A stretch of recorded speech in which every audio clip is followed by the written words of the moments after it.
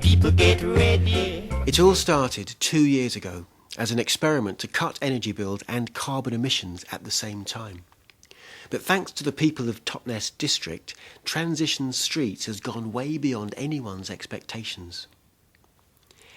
In 2 years, it's grown from 2 groups of neighbours to 56.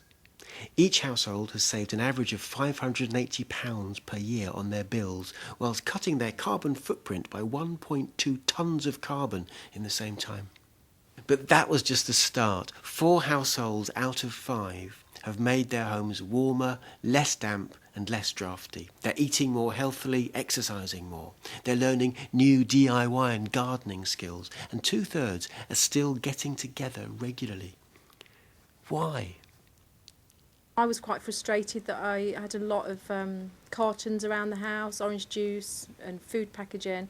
So together we decided on a rota so that we'd regularly take the recycling to the right place. So it saved us each of us taking cars out every week to take our own, so it just meant one car going out. It felt for us nice to be doing something as a team and not just being isolated, going off and doing it.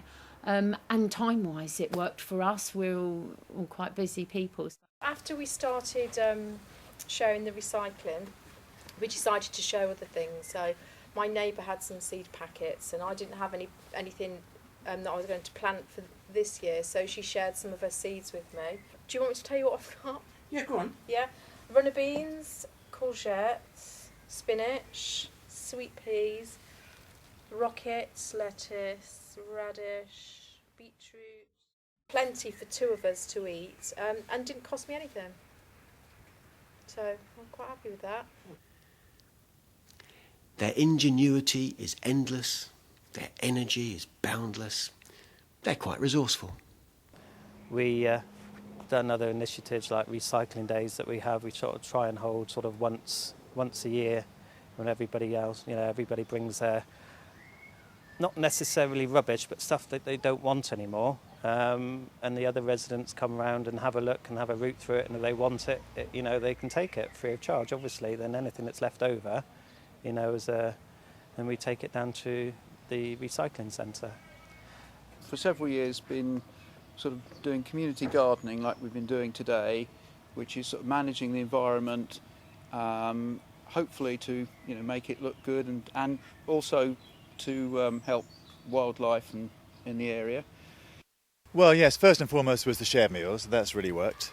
We've had clothes swaps. We've had just free exchange where we all bring stuff into the middle of the green and you help yourself to whatever you want.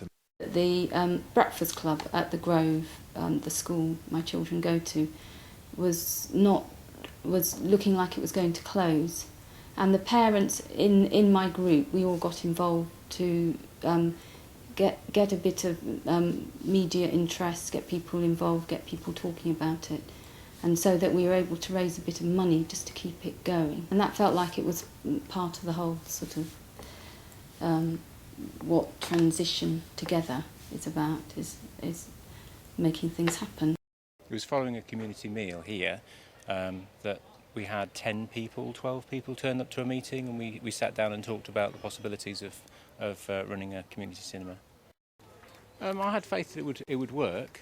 I did have faith that it would work. I think it's been very, very successful. I was very surprised at how many people joined the committee initially, but also how many other people have joined from all age groups and sides of the community. It's incredible. As Ben says, we've got lottery funding now.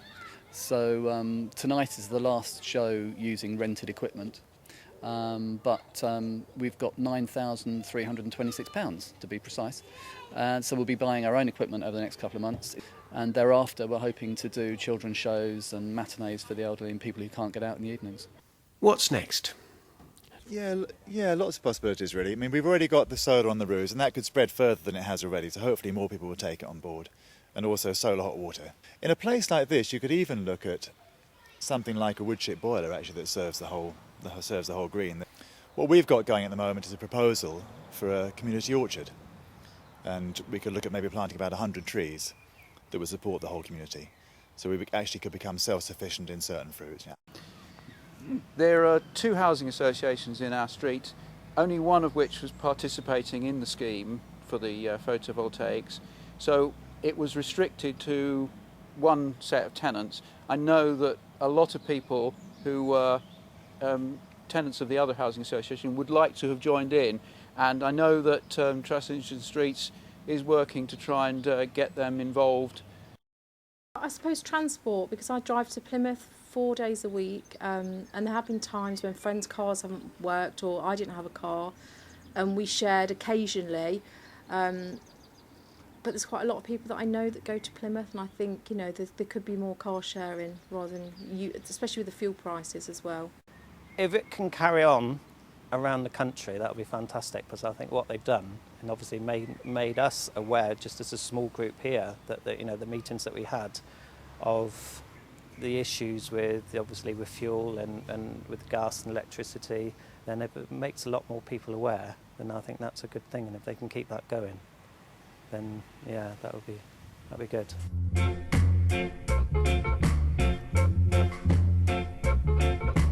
People get ready, let's do rock steady.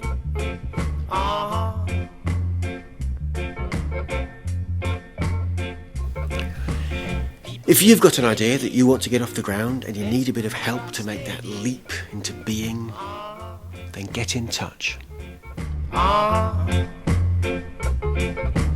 Do rock steady, do rock steady.